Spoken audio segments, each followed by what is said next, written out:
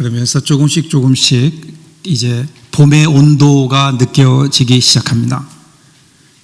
봄이 자태를 드러내고 있죠. 불과 몇 주 전만 해도 모든 것을 얼려버릴 것 같은 강추위가 우리를 움츠러들게 했는데 이제는 날씨가 봄의 냄새를 맡게 됩니다. 이대로 봄이 올까요? 이대로 그냥 따뜻한 봄이 왔으면 좋겠는데 아마도 그러지 않을 것 같습니다. 봄이 오기 전에 몇 번의 추위가 있지요. 우리는 이것을 꽃샘추위 그렇게 부릅니다. 꽃샘추위. 왜 꽃샘추위라고 할까? 그러면 한국의 기후라고 하는 책을 쓴 이헌영 박사가 이렇게 얘기해요. 꽃샘추위는 꽃을 시샘하는 추위가 아니라 꽃을 세우는 꽃세움 추위다, 이렇게 설명해요. 우리는 봄에 부는 이 바람, 봄이 오기 전에 세차게 부는 그 바람을 가리켜서 꽃이 피는 것을 시샘한다, 그래서 꽃샘추위 그렇게 얘기하는데, 사실은요 꽃을 세우기 위한 꽃샘 바람이라는 겁니다. 여러분 생각해 보세요. 줄기가 땅속으로부터 물을 머금어야 비로소 꽃을 피울 수 있죠. 그러니까 이 봄바람이, 이 꽃샘 바람이 뿌리를 깨워서 땅속에 물을 길게 한다는 겁니다. 그래서 꽃세움 추위, 이 꽃세움 바람을 맞으면서 가지는 물을 길어 올리고 줄기가 바로 세워지고 그리고 이제 꽃 피울 준비를 한다. 추운 바람이지만 추운 바람을 통해서 꽃이 피우게 되는 거죠. 우리가 인생을 살다 보면 이러한 바람들이 많이 불죠. 추운 바람들이 여전히 우리 가운데 불어옵니다.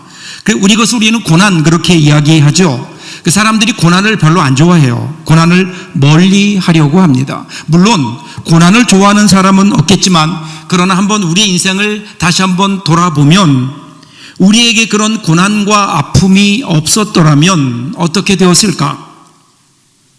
내 인생에 그때 부는 그 고난의 바람이 없었더라면 오늘의 내가 있을 수 있을까? 고난과 아픔을 머금고 우리의 삶이 새로워지죠. 그리고 세워지는 겁니다. 만일에 우리의 인생 가운데 그러한 고난의 바람들이 없었다면 우리 삶이 어떨까요? 우리 삶의 아름다움도 독특함도 강인함도 강렬함도 없을 겁니다. 여러분, 날카로운 검일수록 그 검을 만드는 장인은 수천 번을 때리고 또 때리는 거예요.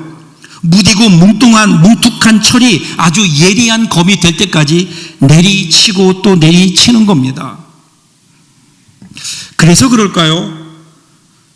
어쩌면 하나님이 이러한 이유들 때문에 우리들에게 때로는 고난의 바람을 불게 하시는지도 모릅니다. 그래서 우리에게 고난을 허락하시는 것 같을 때도 있어요. 우리를 시샘하기 위해서가 아니고요, 그리고 우리를 넘어지게 하기 위함이 아니라 우리를 세우기 위한 고난의 바람. 우리 인생 살다 보면 이런 고난 가운데 있을 수 있어요. 고난의 바람이 불어요. 그때 여러분, 그 고난의 바람이 여러분의 인생을 무너뜨리는 것이 아니라 우리의 인생을 세우고 그리고 우리의 인생을 새롭게 하기 위한 하나님의 은혜의 바람인 줄 알고 당황하지 않고 그 가운데 하나님의 뜻을 찾아 고난을 이겨내는 그러한 귀한 믿음의 그리스도인들 될 수 있기를 주님의 이름으로 축복합니다. 그런 의미에서 오늘 예수님께서 이 고난에 대한 말씀을 하세요. 24절 25절 보세요. 제자가 그 선생보다 또는 종이 그 상전보다 높지 못하나니 제자가 그 선생 같고 종이 그 상전 같으면 조카도다. 집주인을 바알세불이라 하였거늘 하물며 그 집 사람들이야. 이게 무슨 뜻일까요?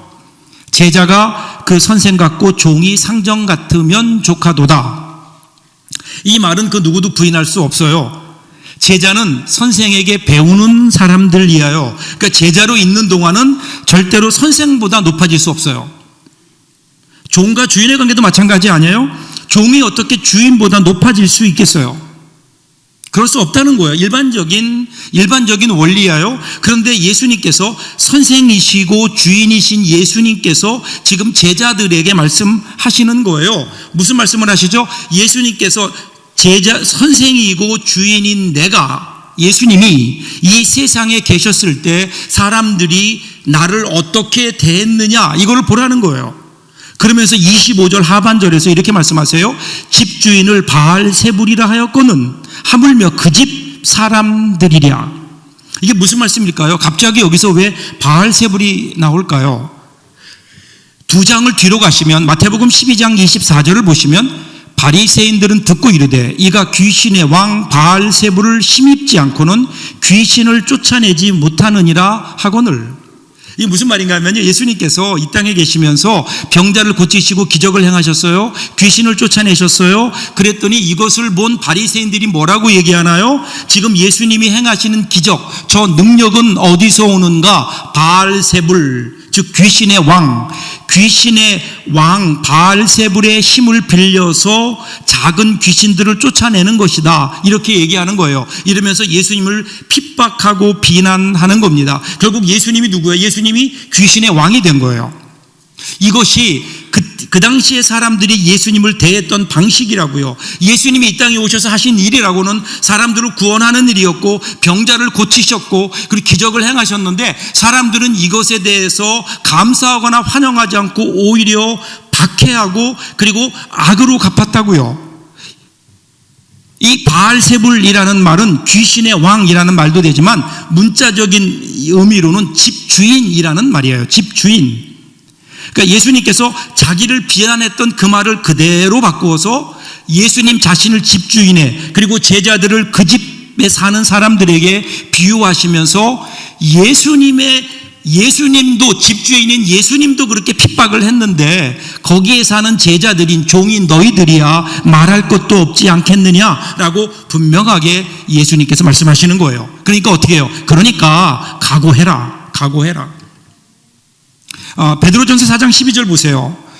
사랑하는 자들아 너희를 연단하려고 오는 불시험을 이상한 일 당하는 것 같이 이상히 여기지 말고, 우리 고난이 올 때 그걸 이상히 여기지 말라는 거예요. 당연하게 이 땅에 그리스도인으로 산다는 것은 이 세상의 고난, 이 세상의 사람들의 어떤 비난과 박해 속에 사는 것은 당연하다. 그러니까 고난이 없는 삶을 추구하지 말라는 거예요. 고난이 없는 삶이 행복한 것이 아니라 고난을 이기는 것이 행복이에요. 인간은 태어날 때부터 울고 태어나지 않나요?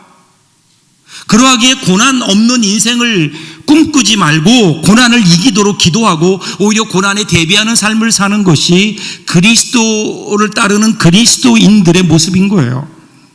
때로는 우리가 너무 고난 없는 인생을 꿈꾸다가 오히려 그것 때문에 우리 인생이 불행해지지 않나요?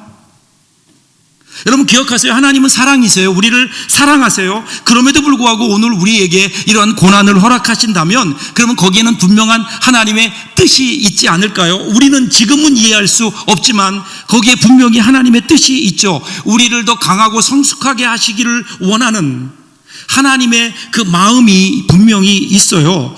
고난 자체가 인간을 강하게 하는 것은 아니지만 고난 속에서 우리는 우리의 연약함을 깨닫게 되고 그리고 우리가 정말 누구를 의지해야 하는가를 우리들이 볼 수 있거든요. 그래서 하나님을 더 의지하게 되므로 사도 바울의 고백과 같이 우리가 약할 때 강하게 되는 신비, 이것이 바로 고난 속에 숨어 있는 하나님의 신비가 아닐까. 그렇기 때문에 여러분 고난이 우리에게 와요. 고난이 올 때 고난만 묵상하지 말고 고난만 생각하지 말고 그 너머에 계시는 우리 하나님을 생각하고 하나님을 묵상할 때 여러분 그 고난으로부터 이길 수 있는 힘과 지혜가 우리에게 있는 거예요. 그래서 이어지는 28절 보세요. 몸은 죽여도 영혼은 능히 죽이지 못하는 자들을 두려워하지 말고 오직 몸과 영혼을 능히 지옥에 멸하실 수 있는 일을 두려워하라. 몸은 죽여도 영혼은 죽이지 못하는 자들, 이게 누굴까요? 지금 예수님을 핍박하고 제자들도 힘들게 하는 사람들이에요. 이 사람들을 두려워하지 말아라. 고난을 두려워하지 말아라라는 거예요. 왜 이런 말씀을 하실까요? 지금 제자들이 두려워하고 있거든요. 그러니까 예수님께서 그들을 두려워하지 말아라. 너희들이 두려워해야 될 분은 따로 있다는 거예요. 그게 누구예요? 우리의 몸과 영혼을 멸하실 수 있는 이 누구예요? 하나님이에요. 하나님. 그러니까 지금 예수님은 제자들에게 자, 너희는 하나님과 고난, 이 세상 사람들 가운데 누구를 더 두려워하느냐라는 거예요. 누굴 더 두려워하고 있습니까? 여러분, 두려움이라는 게 뭘까요? 왜 두려워할까요? 두려움이라는 것은 나보다 더 크고 강한 상대를 만났을 때 우리가 느끼는 감정이에요. 그러니까 지금 예수님 질문은 뭐냐면요, 너희는 누구를 더 두려워하느냐? 그 말은 바꾸면 지금 너희들에게는 누가 더 크고 강하게 보이느냐는 거예요. 예수님이냐 아니면 세상이냐, 너에게 불어오는 고난이라고 하는 바람이냐 아니면 예수님께서 우리를 붙들어 주시는 주님의 은혜의 손길이냐, 어느 것이 더 큰가, 어느 것이 더 강하냐, 어느 것이 너에게 더 크게 보이느냐. 지금 예수님은 제자들을 향하여 그렇게 물으시면서 오늘 우리에게도 묻고 계세요. 여러분들에게는 어느 것이 더 커 보입니까? 오늘 보면 바로 앞에 나오는 16절 보시면요, 예수님이 제자들을 세상에 보내시면서 이렇게 말씀하세요. 16절 보면 보라, 내가 너희를 보냄이 양을 이리 가운데로 보낸 것 같도다. 그러므로 너희는 뱀같이 지혜롭고 비둘기같이 순결하라. 이 말을 조금 더 원문 그대로 직역하면 이런 말이에요. 보라, 내가 양과 같은 너희를 이리 가운데 보낸다. 양과 같은 사람, 제자들을, 우리들을 이리 가운데로 보낸다. 그런데 보내시는 분이 누구예요? 예수님이에요. 예수님. 그러면서 예수님께서 뭐라고 말씀하세요? 너희는 뱀같이 지혜롭고 비둘기같이 순결하라, 이렇게 얘기해요. 지혜로워라, 이렇게 얘기해요. 여러분, 여기서 중요한 건 뱀이 아니에요. 많은 분들이 이 구절을 읽다가 뱀에 꽂혀가지고 도대체 뱀이 어떻게 지혜로우냐는데, 뱀은 뒤로 하고요, 중요한 건 지혜예요. 지혜. 지혜로워야 된다. 이 지혜가 뭘까요? 이 지혜는 잠언을 보면 여호와를 경외하는 것, 지혜의 근본이다. 경외한다는 게 뭐죠? 공경하고 두려워한다는 거예요. 그러니까 정말 이 세상의 지혜는 어디 있는가? 이 세상에서 우리 주님께서 우리를 이 세상에 보내시면서 이 늑대들로 우글거리는 것 같은 이 세상 속에 우리를, 하나님의 자녀들을 보내시면서 예수님께서 우리에게 뭐라고 말씀해요? 제발 좀 지혜로워라. 그 지혜는 뭐라고요? 하나님 두려운 줄 아는 거예요. 하나님을 두려워하는 거예요. 하나님을 알지 못하는 사람들이 하나님 무서운 줄 모르는 건 당연한 거예요. 그런데 문제는 하나님을 안다고 하는, 하나님 믿는다고 하는 오늘 우리들이 하나님 무서운 줄 모르고 사는 것만큼 어리석은 일이 어디에 있을까요? 여러분, 하나님을 무서워할 때 그때 세상이 무섭지 않은 거예요. 그런데 하나님이 무섭지 않으면 세상이 무서워져요. 하나님을 두려워하는 자에게는 하나님 외에 그 어떤 것도 두렵지 않은 용기가 생겨나지만, 하나님을 두려워하지 않는 자에게는요, 하나님 외에 모든 게 다 두려워지는 거예요. 너무나 역설적이지만 우리는 하나님 무서운 줄 모르고 살아가는 것 같아요. 그런데 세상과 마귀는 하나님 무서운 줄 알아요.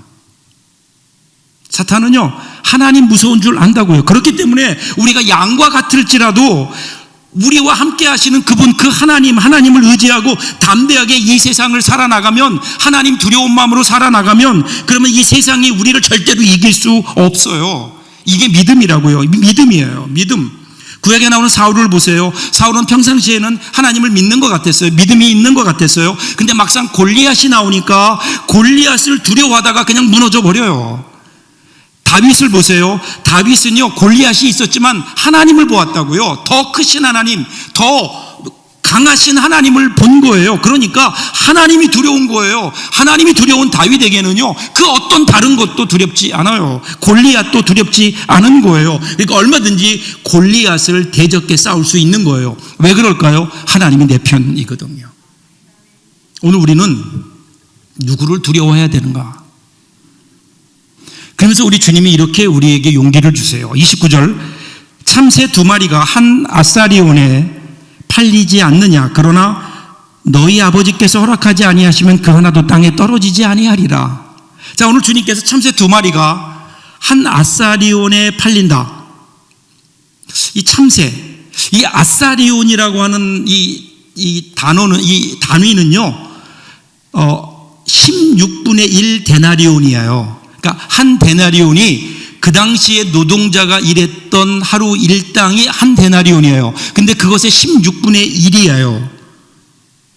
그러니까 만일에 그 당시에 그 노동의 가치가 많지 않았던 시절 한 5만 원 정도로 오늘날로 계산한다면 참새 2마리 가격은 한 3천 원 정도 되는 거예요.